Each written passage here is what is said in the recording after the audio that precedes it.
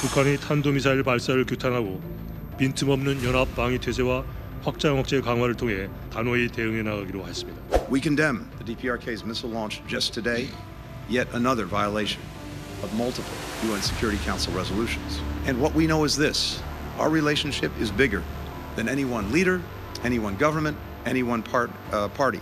I remain fully, strongly optimistic that the United States and South Korea will continue to go together into a future. Kapshida.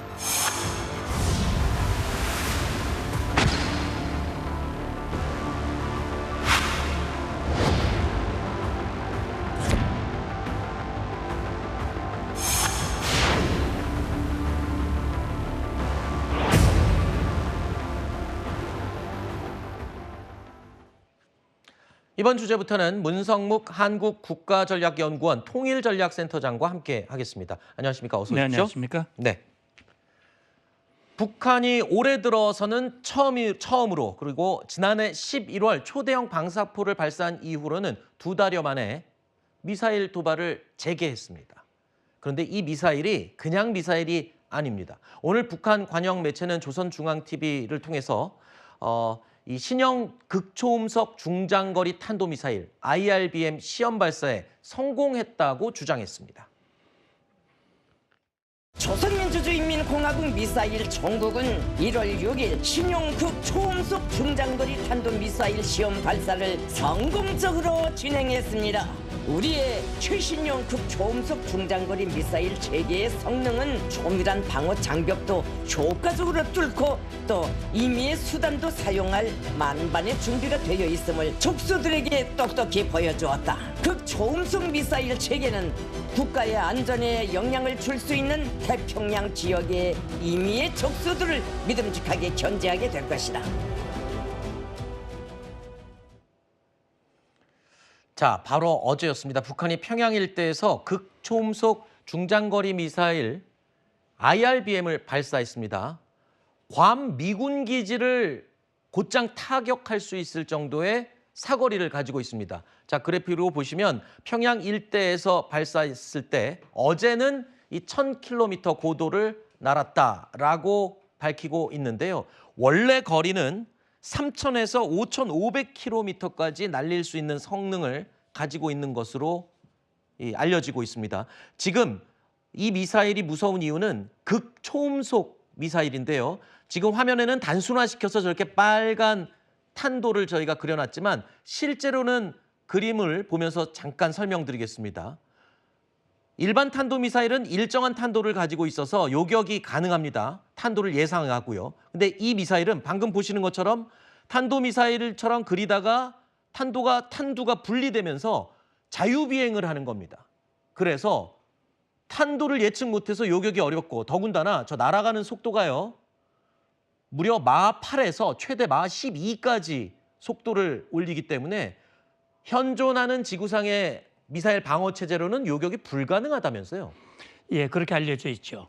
그러니까 만약에 북한의 신형, 지금 북한 주장 방금 리춘희 아나운서 목소리로 들으셨는데 북한의 주장대로 신형 극초음속 중장거리 탄도미사일 시험 발사가 정말 성공한 것이고 그게 100% 성능을 발휘한다면 네. 앵커께서 말씀하신 대로 그것을 요격하기는 쉽지 않다. 네. 이 신형 극초음속 탄도미사일이라고 하는 것은 특징이 빠르다는 거하고 그다음에 변칙 기동한다는 거거든요. 네. 일반 탄도미사일 같은 경우는 예측을 하고 타격할 수 있는데 이건 변칙 기동을 하고 회피 기동을 하기 때문에 타격이 어려운 게 문제입니다. 네. 근데 이제 합참의 발표는 그렇습니다. 북한이 그동안 허위, 기만, 선전, 선동을 해왔기 때문에 지금 어제 합참과 또 미국, 일본 정보 당국과 분석한 내용을 비교해 보면 고도가 지금 말씀하신 대로 아까 그림을 보이셨잖아요. 1차 정점 고도가 있고 그다음에 떨어지면서 2차 정점 고도가 있는데 네. 지금 한미일이 분석한 그 고도와 북한 발표 내용이 다르다는 거예요. 아하. 그래서 이건 기만일 가능성이 있다라는 것이고 네. 이게 중장거리 탄도미사일이니까 3,000에서 5,000 사이 가야 되는데 네. 어제 실제 날아간 건 1,100km였거든요. 네. 근데 북한이 주는 1,500이라고 주장을 하고 있습니다. 네. 그러니까 이런 수치의 차이를 봤을 때 북한이 말하는 것이 기만일 가능성이나 또 한 가지는 아직은 성능이 100% 완성되지 않았고 네. 완성으로 가는 과정이다. 이렇게 분석을 하고 있는 건데 일단 좀 봐야 될 것 같습니다. 네. 약 2달 동안 침묵을 하고 조용히 있던 김정은이 갑자기 블링컨 미 국무장관이 방한을 한 일정과 맞물리게 지금 미사일을 발사를 한 겁니다. 역시나 언제나 그랬듯 한미 압박용으로 보인다라는 게 전문가들의 분석입니다. 더군다나 트럼프 대통령 2기 행정부 출범이 바로 코앞에 와 있죠. 그래서 다들 이런 예상을 했습니다. 트럼프 대통령 새 정부가 출범을 할 때쯤 또 다른 도발을 하지 않겠느냐 예상을 했었는데 아니나 다를까 지금 도발을 했습니다. 또 평양 인근에 또 다른 IRBM이 움직이는 것이 포착이 돼서 조만간 추가 도발을 할 것으로도 우리 군은 분석을 하고 있는 상황입니다. 자, 김정은 위원장 이 미사일 시험 발사 성공한 이후에 이렇게 자랑을 하고 나섰습니다. 그 어느 누구도 대응할 수 없는 무기 체계를 갖춘 나라가 됐다. 그런 나라는 전 세계에 몇 안 된다. 이렇게 자랑을 하고 있습니다. 뭔가 이 미국과 앞으로 거래나 또는 이 회담을 하기 위한 그런 포지셔닝을 또 하고 있는 것 같습니다. 그렇습니다. 북한은 이런 미사일 발사 시험을 할 때 뭐 정치적인 목적도 있고 네. 군사적 목적도 있는데 보통 일반적으로 보면 이런 중요한 무기 체계는 공개하지 않거든요. 근데 발사하고 공개하고 재원까지 얘기를 하고 있거든요. 정치적 목적입니다. 그러니까 지금 트럼프 행정부 2기 출범 보름 전이고 블링컨 장관이 방한하고 있고 그다음에 한국 정치 내부 상황이 어렵습니다. 이런 상황에서 북한의 존재감을 과시하고 앞으로 협상이 이루어진다면 북한의 요구를 들어줘야 된다. 그렇지 않으면 미국도 막을 수 없는 강력한 무기 체계를 가지고 있다라고 하는 것을 과시하는 것이다. 이렇게 봐야 될 것 같고요. 한 가지 주목하는 부분은 지금 북한 내부가 어렵죠. 네. 최근 여러 가지 보도가 나왔습니다만 지금 러시아 우크라이나 침략 전쟁에 파병된 북한군 다수가 사상하고 있거든요. 네. 북한군 내부의 어려움도 있지만 이 북한 군인을 전장터에 보낸 주민들, 부모님들 네. 어렵거든요. 북한 내부가 흔들리고 있습니다. 이런 어려울 때 북한은 도발을 해서 관심을 외부로 돌리고 내부 결속을 하는 그런 시도를 해왔기 때문에 네. 이번 도발도 그 가능성이 있고 말씀하신 대로 추가 도발 가능성 열려 있다고 봅니다. 네. 그 어느 때보다 지금 우리 외교 안보가 걱정된다라는 분들이 많으시죠. 어제 우리나라를 찾은 블링컨 미 국무부 장관은요. 지금 우리가 겪고 있는 비상계엄 사태에 대해서 우려를 전했습니다. 그러면서도 한국 민주주의에 대해서는 깊은 신뢰를 보이기도 했습니다. Now, we meet as both of our countries are experiencing periods of transition. We had serious concerns about some of the actions that President Yoon took. We communicated those directly to the government. At the same time, we have tremendous confidence in the resilience of South Korea's democracy, in the strength of its institutions.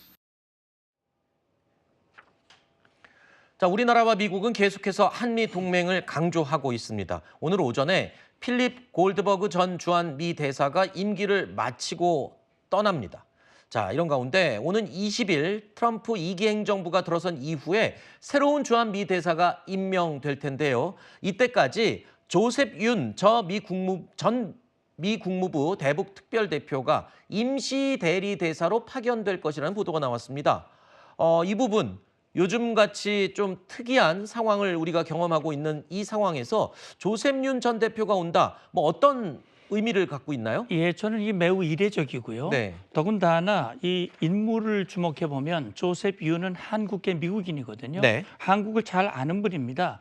그러니까 지금 정권 교체기에 이렇게 지금 현재 여기 근무하고 있는 부대사가 대리로 근무하는 게 아니라 새롭게 임시 대리대사를 파견했다고 하는 것은 바이든 정부는 물론이고 지금 출범하는 트럼프 정부도 함께 한미 관계와 한미 동맹의 중요성을 공감하고 있다 이렇게 볼 수 있습니다. 네. 그러니까 지금 미국의 시스템을 보면 이제 후임 대사를 임명하더라도 상원의 인준 청문을 다 고려하면 수개월에서 1년 이상 길어질 아하. 수 있거든요.